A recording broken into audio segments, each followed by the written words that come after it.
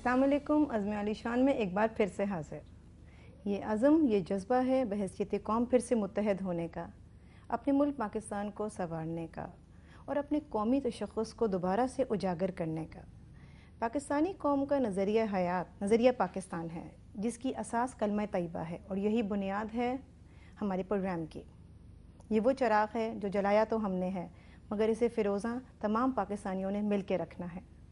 اس سلسلے میں مزید بات کریں گے اپنے اسٹوڈیو میں موجود مہمانوں کے ساتھ. آج ہمارے ساتھ موجود ہیں معروف شاعر وسیع شاہ صاحب اور ٹی وی اینکر منیب فاروق. السلام علیکم. السلام علیکم. السلام علیکم.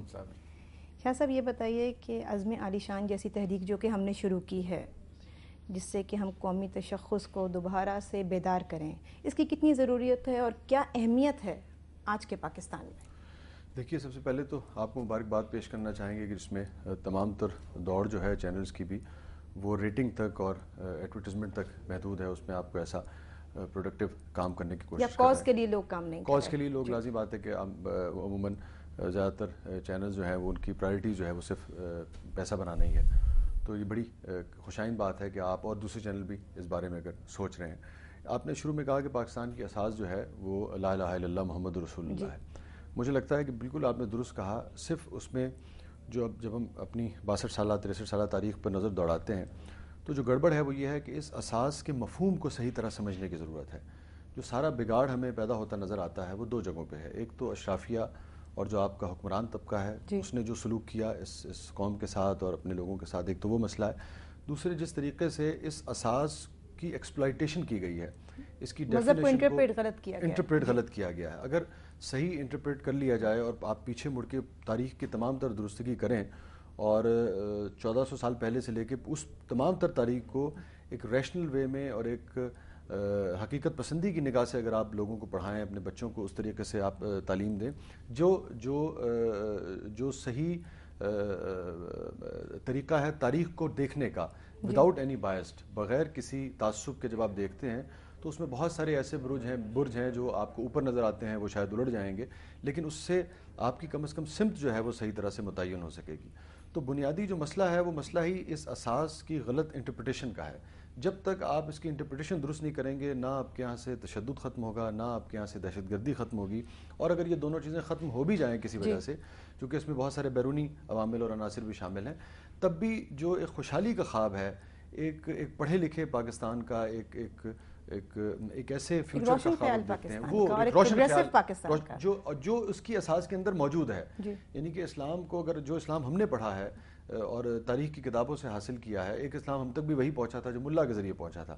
لیکن پھر جب ہم بڑے ہوئے اور ہم نے ان ساری کتب کا مطالعہ کیا جو اسلامی کتب ہیں یا دیگر مذاہب کے لوگوں نے اسلام کے بارے میں لکھی ہیں، تو ہمیں پتہ لگا کہ یہ تو جو ہمیں جو کچھ پڑھایا گیا ہے، جو کچھ سکھایا گیا ہے، یہ چیزیں تو ویسے نہیں ہیں. یہ تو بالکل ہی ایک حسین اور ایک خوبصورت ایک روشن خیال. یہ میسج جو ہے لوگوں تک پہنچانا، لوگوں تک میسج ہم میڈیا کے ذریعے پہنچا سکتے ہیں. منیب، آپ بتائیے کہ یہ ہم کیسے جو صحیح انٹرپریٹیشن ہے ہمارے مذہب کی، وہ کیسے پہنچا سکتے ہیں لوگ؟ سب سے پہلے تو آئی مسٹ اپریشیٹ کہ جو وسیع شاہ صاحب نے کہا ہے، بڑا کمپریہنسو آنسر دیا ہے انہوں نے، اور میرے خیال میں جو انہوں نے بات کی آئی وڈ سیکنڈ دیٹ. لیکن آپ نے کہا کہ اس کو کس طرح سے انٹرپریٹ کر سکتے ہیں. نارملی آج کل اگر دیکھا جائے، میں اپنے کنٹمپریریز کی بات کرتا ہوں، نارملی اگر میں اپنے ایج فیلوز کو دیکھوں، یا یہ بات آپ کو تب آپ ریئلائز کرتے ہیں جب آپ اپنے ملک کے اندر نہیں ہوتے. جب آپ باہر جاتے ہیں تو وہاں پر آپ کو پتہ لگتا ہے کہ آپ کو قدر محسوس ہوتی ہے، آپ کی آئیڈینٹی اس وقت پتہ لگتی ہے کیا ہے. The green passport in itself وہ آپ کو بتاتا ہے کہ ہو یو آر. ٹھیک ہے. تو جو وسیع شاہ صاحب نے بات کی وہ تو اس کی it has very strong reasoning. میں تو بڑی عام سی بات اس میں کروں گا کیونکہ میں اتنا علم میرے پاس نہیں ہے جتنا ماشاء اللہ وسیع شاہ صاحب کے پاس ہے. میں یہ ضرور کہوں گا کہ ان ویری پلین ورڈس کہ آئیڈینٹی آپ کو اس وقت اس کا احساس ہوتا ہے جب آپ ملک میں نہیں ہوتے. ہم میں کہوں گا بحیثیت قوم بہت سی چیزیں فار گرانٹیڈ لے لیتے ہیں. میں نے یہ بات، مجھے کو موقع ملا کچھ 4-5 سال ملک سے باہر رہنے کا، پڑھنے کا، تو مجھے یہ بات اس کا احساس وہاں جا کے ہوا کہ آئیڈینٹی کیا ہوتی ہے اور یہ ہمارا ملک ہی ہے. مگر منیب، آپ یہ کہہ سکتے ہیں کہ گرین پاسپورٹ آج بھی فخر کی علامت ہے؟ دیکھیے میں اس میں یہ بھی میں آپ کو بتاؤں یہ بھی ویری کرے گا فرام پرسن ٹو پرسن. اگر میں خود ود ان مائی سیلف یہ سوچ لوں کہ یہ فخر کی علامت نہیں ہے یا بس اس سے تو مجھے کسی نے میرے کسی ایفرٹ کو میرے کسی کام کو ڈیپلیکیٹ ہی کرنا ہے تو وہ تو پھر ہو جائے گا, ایسے ہی ہو جائے گا. لیکن اگر ٹھیک ہے اف یو اسٹینڈ آؤٹ, آپ کچھ ایسا کام کر لیتے ہیں تو you can be proud of the green passport. کوئی ضروری نہیں ہے کہ وہ پاکستانی ایسا کام کر رہے ہیں. مطلب آپ دیکھیے کم از کم باہر جا کے کچھ ڈسپلنس کے اندر تو شاید کچھ لوگ اگر کچھ پڑھ رہے ہیں تو اچھا کام بھی کر رہے ہیں.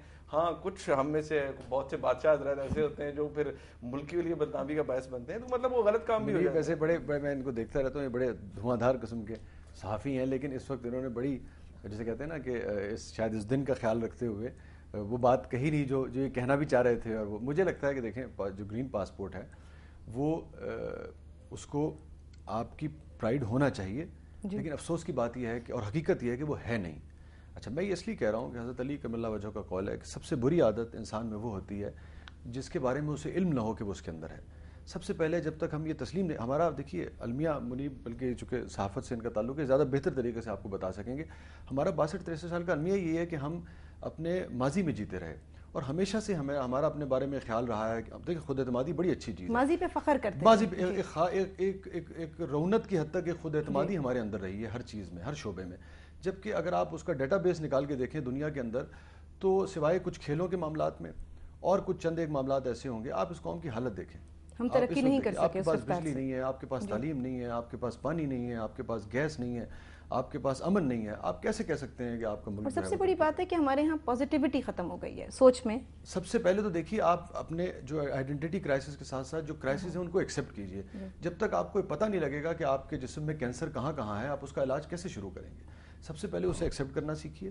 ہاں اس کا یہ مطلب نہیں ہے کہ آپ کسی کمپلیکس کا شکار ہو جائیں کہ ہم تو ساری عمر پیدا ہی اس لیے ہوئے ہیں اور ہم نے ہمیشہ ہی ایسے رہنا ہے. اس کی نشاندہی کیجیے. ہوپلیسنس کی ضرورت نہیں ہے, اس میں امید ابھی باقی ہے. امید ہمیشہ باقی ہے اس میں. وہ دیکھیں نا ظہیر کاشمیری کا شعر ہے نا کہ ہمیں خبر ہے کہ ہم ہیں چراغ آخر شب, لیکن اس نے ایکسیپٹ کیا کہ مجھے پتا ہے کہ میں آخر شب کا چراغ ہوں اور رات کی تاریکی میں ہوں. اگلے مصرے میں امید ہے, وہ کہتے ہیں کہ ہمیں خبر ہے کہ ہم ہیں چراغ آخر شب, ہمارے بعد اندھیرا نہیں اجالا ہے, لیکن ایکسیپٹ ضرور کریں. اسی سوچ کی ضرورت ہے. ابھی ہم نے چھوٹی سی بریک پہ جانا ہے, اس پہ بھی اور بات کریں گے. Viewers we gonna take a short break, don't go away, we'll be right back.